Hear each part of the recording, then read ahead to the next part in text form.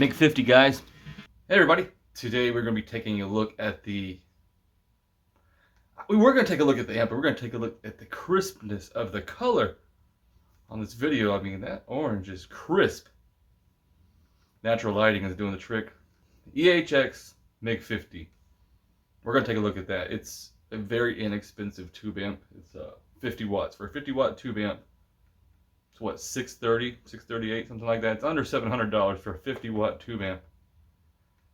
It says, let's double check. It just says New York City, USA. It doesn't say made in, nothing. I believe they may possibly assemble it here in the States. It's definitely not made in the States, not for that price. It's a cool amp. It's very similar to the Laney I used to have, and I was actually looking for another Laney and decided, in the meantime, snag one of these. I wanted to not hit my guitar strings. I wanted a Sobtech version, but then I started looking into them more and reading about how they were not actually built the best or had the best components, things like that. And they were getting pretty stupid in price, like $1,000. That's where this comes in. Less than 1,000, less than 700. So I said, you know what? Fuck it. Let's just get this Egx and we'll see what happens. Now, what did shock me about, and we're gonna get to some playing, don't worry. You're gonna hear it. The Egx is really small compared to. I know this is 100 watt, but this 100 watt orange doesn't seem much bigger, if any. I'd have to look at specs from the 50 watt that I had. But the Egx is like almost like lunchbox size. It's so tiny, like it's narrow every way you look at it. It's really small. The Tolex, if it's even real Tolex, I don't know. It looks cheap. Like the finish looks cheap. And that's my only real drawback to this amp, is it just looks cheap. Well, it is cheap, but it didn't have to look cheap, but it looks cheap. So, what we're going to do with today's little test here is, most guys I've seen don't really delve too much into what this amp can do. They just seem to kick on a very dull sounding channel and a fuzz pedal, which sounds badass when you do that, but I'm not going to use a fuzz pedal, mainly because I don't have one. Sold all mine. Anyway, I'm going to show more about what this amp can really do, and I do have a few pedals we're going to kick on. Now we're going to be running this amp into Captor, into the Cab M, into my audio interface, into Reaper, and inside Reaper I'm actually recording a Cab M track and a drive signal from the Captor. So if I don't like the speaker cabinet that I'm using, I can use Wall of Sound to change it later. So that's that. We're going to be using this LTD 256 because I'm a broke bastard because I spent all my money on amps. We're going to start on channel 1, which is the low gain, normal, not low gain, it's like the normal channel, but it's really dark. And then we'll go to channel 2, which is the bright, more high gain channel. So anyway, let's get right to it.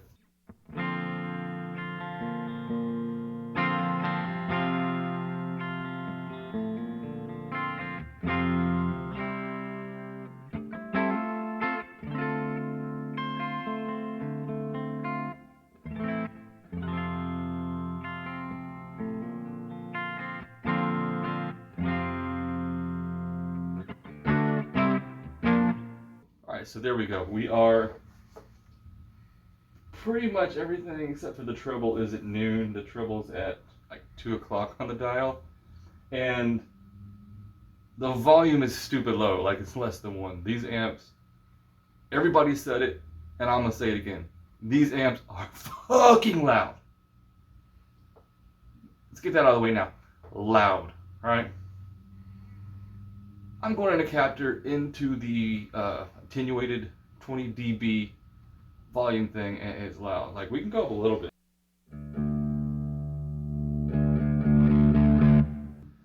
Go much more loud than this, and I'm gonna have to just unplug the cabinet because I'm in an apartment.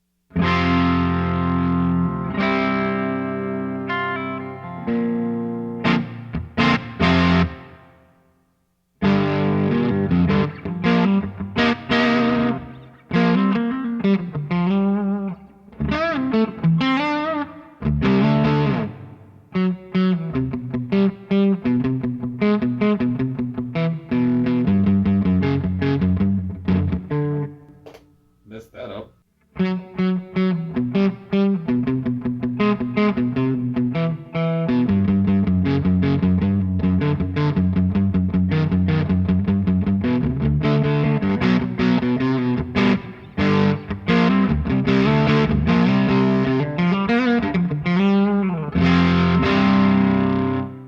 So as you can hear, this is the dark channel. Like I said, everything almost at noon, and we're on, I say maybe 9:30, 10 o'clock on the volume, because there's no master volume. You just have a volume for each channel, 3-band EQ, and a present. That is it. No effects loop on the back. There is an external bias point, so you can bias it yourself from the outside, and that's it. But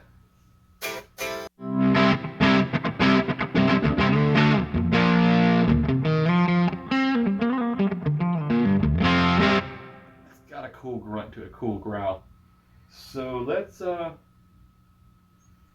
try a few pedals on this channel. SD1 on that, now that we're a little bit dirty.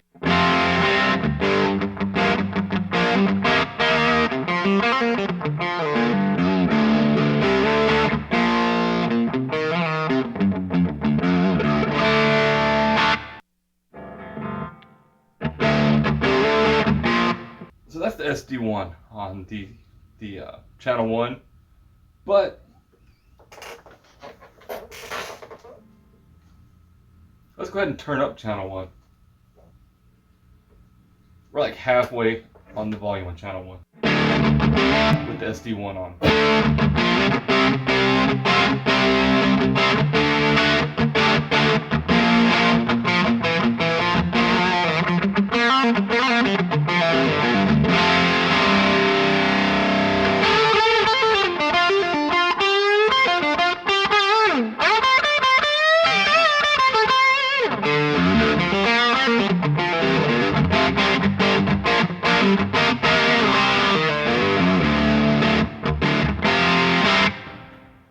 Go ahead and turn the SD1 off. Alright, so this is the amp. The amp volume is on noon. Everything is on noon, except for treble, which is on 2.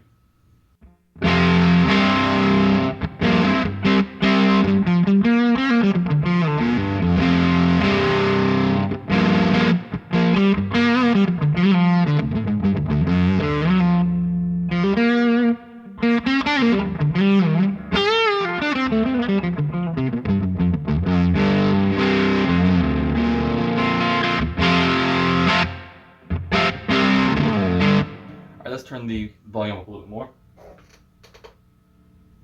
We're roughly 3/4 on the volume.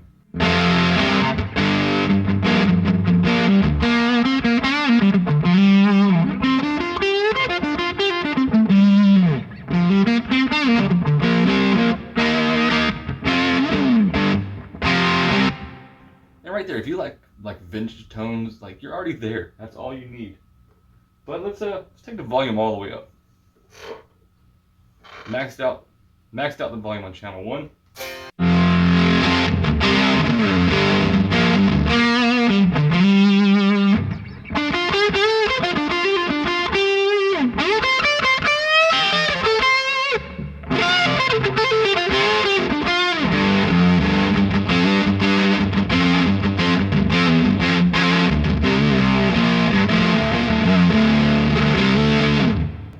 fuzzy, so let's go to the neck pickup.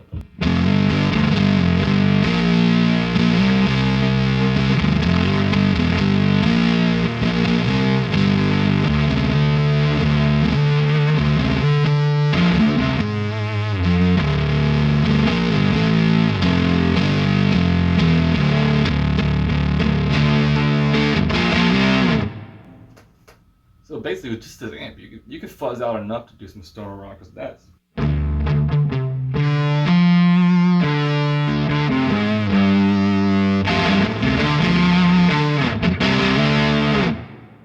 a killer tone all day long. But let's check out some pedals now that we have the volume maxed out, and the gain is, this is all the gain we're going to get with that max volume on channel 1, so let's boost it.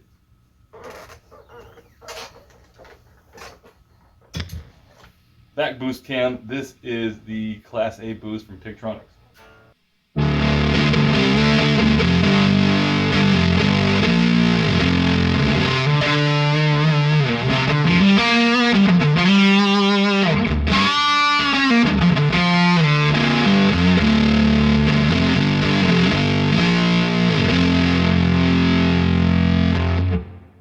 Alright, so that could be boosting in a way that you don't like, so now let's check the SD1 out.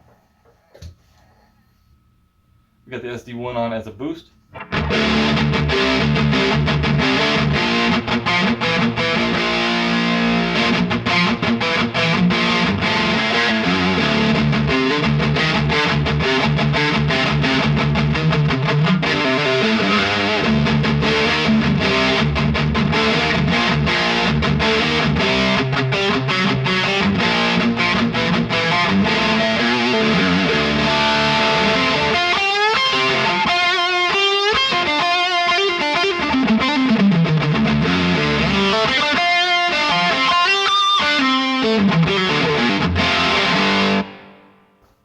Now, we're boosting it with SD1 the way you always do, gain down, volume up. So what happens if we take the Class A boost from Pigtronics, which is before the SD1 in my pedal board, and turn both of them on? Let's see if this 50 watter can handle that.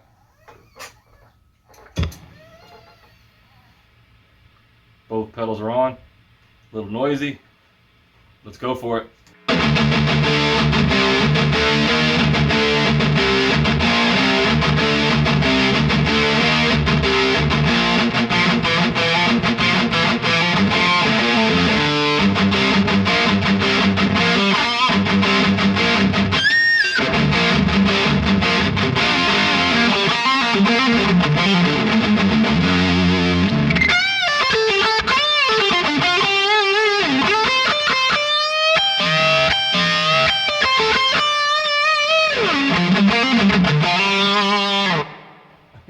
That's a good sound, like, but we need to move on because this video is going to be long just for this amp here. But it's such a good amp, and most of the videos are such shit on this amp that I want to do justice for this thing.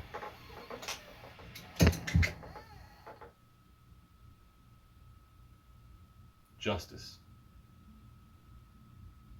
and justice for all.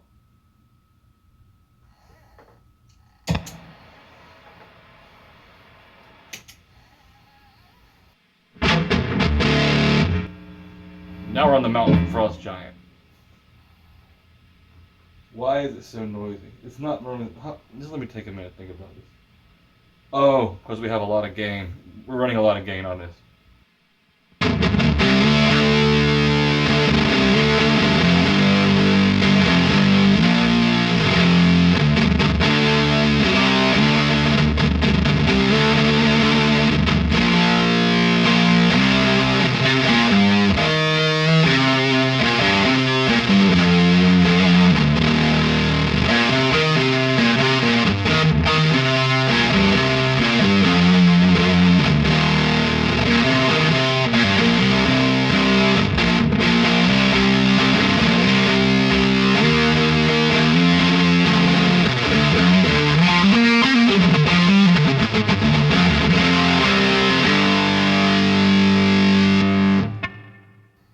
Alright, now we're back to the channel 1 by itself.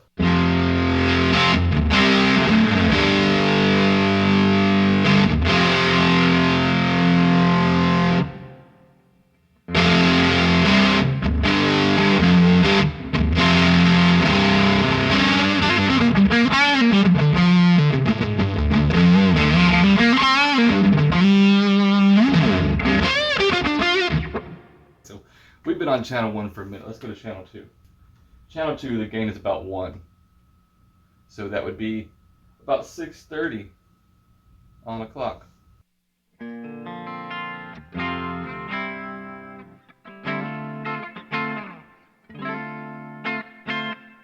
Pretty cool clean sound, right?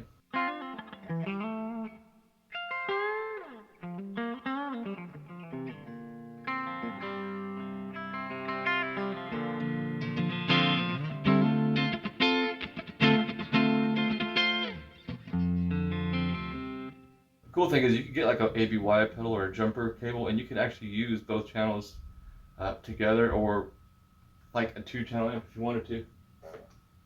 So anyway, we got the gain on about, I keep calling it gain, we got the volume around 10:30, 11 o'clock.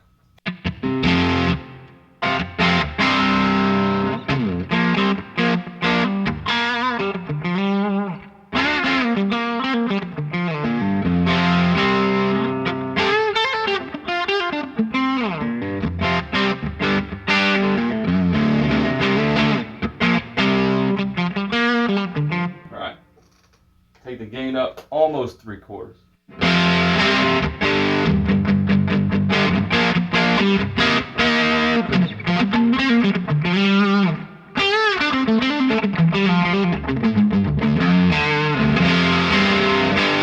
I hope it's translating that there's a little bit more gain, but there's a lot less darkness bass to this channel than the other one.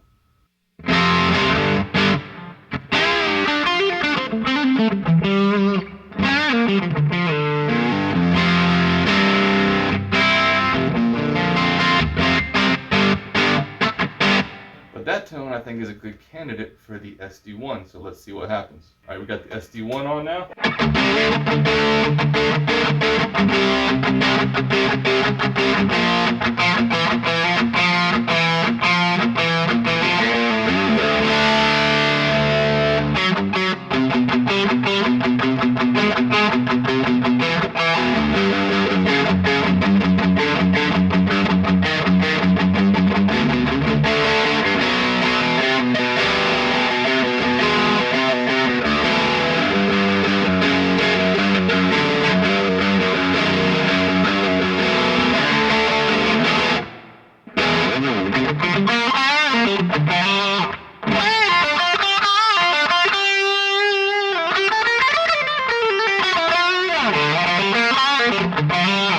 And if you just needed a little bit more, right, let's turn the clean boost on.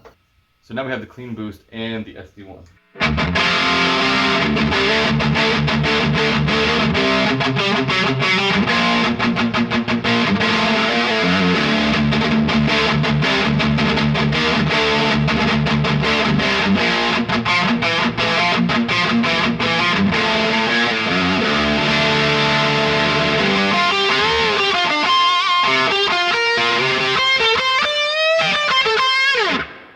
Anybody realized earlier I was talking about Injustice for Jason? Probably not.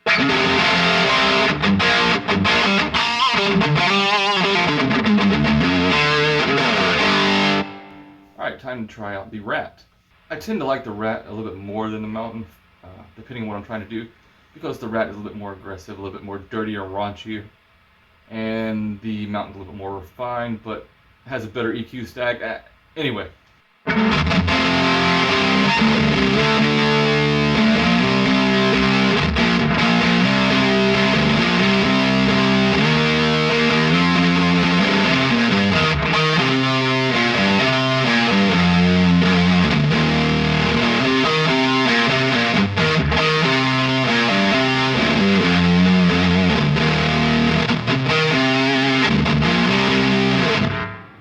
Alright, so that's the Rat. Now we're going to go back to the amp by itself. Alright, we're back on the amp. On this channel, I do like to have a little bit more bass turned up, so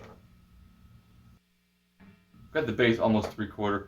I wish I had a jumper cable because I imagine I could leave the EQ the way it is and jump these 2 channels, and that would bring the bass in that I like on this channel. But I don't have one.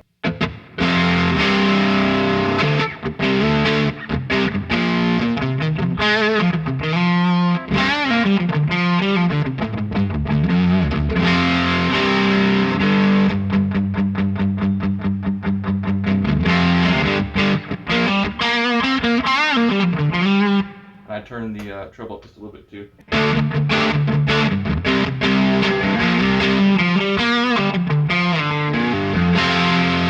We still got a little bit more room on the volume.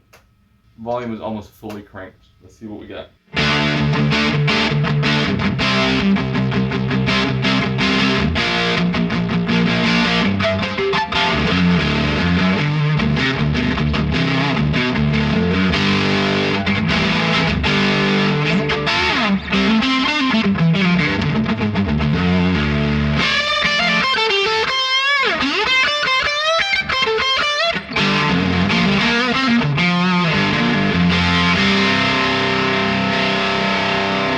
SD1.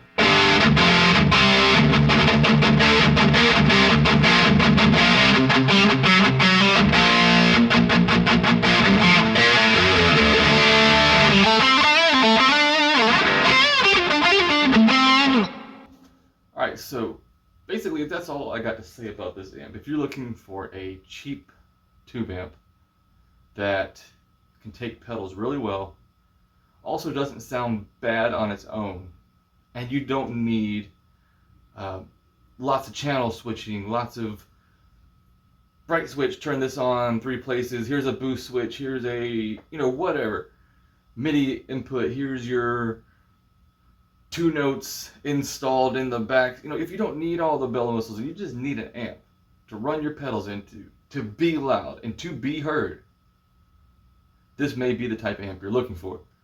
If you're not looking for that, if you're looking something with a lot of options on board, this is not the amp for you. If you're looking for an amp that is as big size-wise as a Rockaverb, this is not for you.